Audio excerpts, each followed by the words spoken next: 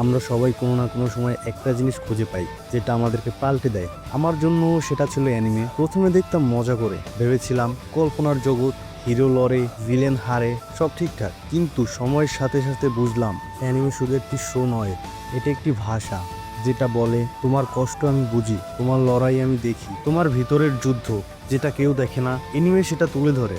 এই চ্যানেলটা আমি খুলেছি সেই অনুভব থেকে, যেখানে আমরা গল্প দেখব, এক একটা সিন, এক একটা ডায়লগ, এমনকি এক একটা চুপ করে থাকা মুহূর্ত, সবকিছু নিয়ে ভাববো। আমার চ্যানেলে তোমাকে লাউড রিয়াকশন দেখানোর প্রয়োজন নেই। আমি এখানে বসেছি শুধু একটা জিনিস নিয়ে, আসল কানেকশন। কেন একটা ক্যারেক্টার আমাদেরকে এতটা নাড়া দেয়, কেন একটা ছোট মুহূর্ত হাজারটা কথা বলে দেয়, আর কেন অনেক সময় একটা অ্যানিমের দৃশ্য আমাদের নিজের জীবনের আয়না হয়ে দাঁড়ায়।